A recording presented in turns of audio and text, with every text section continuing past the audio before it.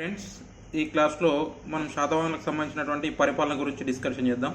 శాతవాహనులకు సంబంధించినటువంటి పరిపాలన గురించి మరియు వాడి యొక్క మంత్రిమండలి గురించి తెలుపుతున్నటువంటి శాసనం ఏంటంటే మనకు జునాగఢ్ శాసనం. జునాగఢ్ శాసనం ఎవరేశారు? రుద్రదామండ వేశారు.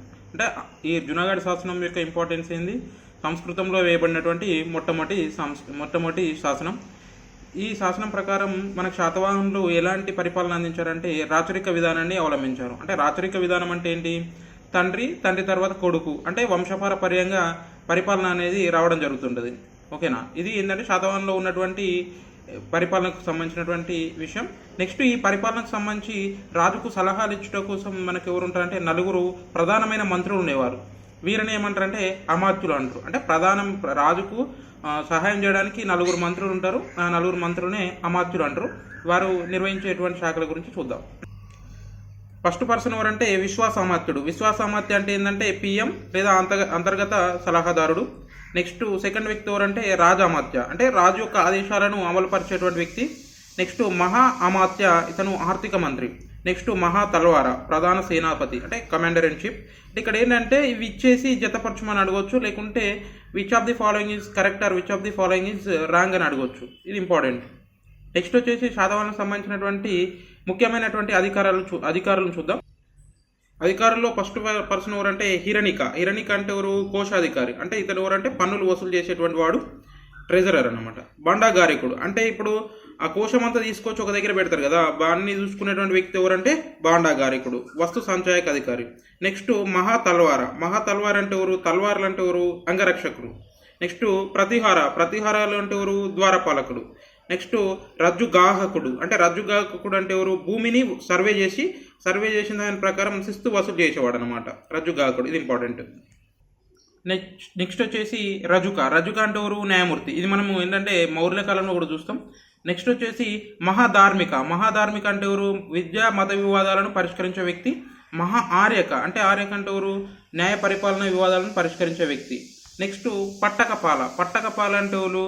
భూమి పత్రాలు రాసేవాడు. అంటే ఏంటంటే శాతవాహనుల కాలంలో శాతవాహనుల రాజులు భూములు ఇచ్చేవారు. అంటే బ్రాహ్మణులకు దానం చేసేవారు.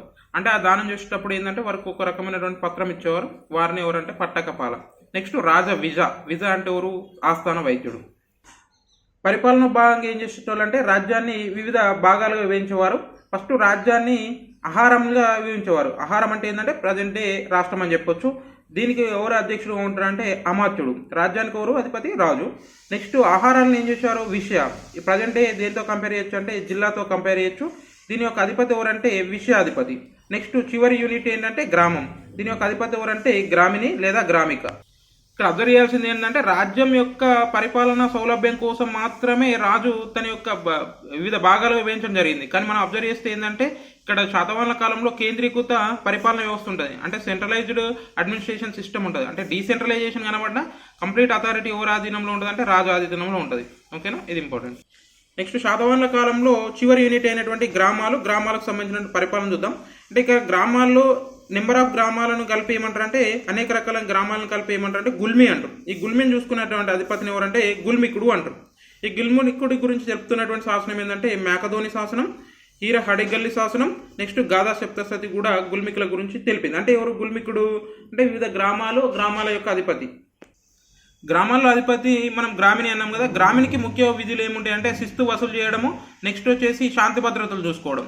నెక్స్ట్ ఈ గ్రామాధికారి ఏంటంటే గ్రామాల్లో కొంచెం పెత్తనం చెలాయించడం. అంటే ఏంటంటే పన్నులు వసూలు చేస్తున్నాడు, శాంతి భద్రతలు చూసుకుంటున్నాడు కాబట్టి కొంత పవర్ అనేది ఉండడం జరుగుతుంటుంది. ఈ పవర్ తర్వాత ఏంటంటే భూస్వామ్య వివాదానికి దారి తీయడం జరిగిందని చరిత్రకారుల అభిప్రాయం. అంటే ఏంటంటే భూమి పైన పన్నులు వసూలు చేస్తాడు, శాంతి భద్రతలు చూసుకుంటాడు. అదేమవుతుందంటే రాను తరాలుగా ఏమవుతుందంటే అది భూస్వామ్య వ్యవస్థకు దారి తీసిందని చెప్పవచ్చు. ఇది ఇంపార్టెంట్. నెక్స్ట్ పట్టణ పాలన గురించి అబ్జర్వ్ చేస్తే పట్టణ పాలన గురించి చెప్తున్నటువంటి శాసనం ఏంటంటే కుబేరుడు వేయించినటువంటి బట్టిప్రోలు నిగమ శాసనం. ఈ బట్టిప్రోలు నిగమ శాసనం ప్రకారం ఏంటంటే పట్టణాలను ఎవరు నిర్వహిస్తారు? నిగమ సభలు నిర్వహిస్తాయి. ఈ నిగమ సభలో ఉన్నటువంటి సభ్యులు ఎవరు? గహపతులు. వీరు మాత్రమే పరిపాలన చేయడం జరుగుతుంది ఈ పట్టణాలకు సంబంధించి.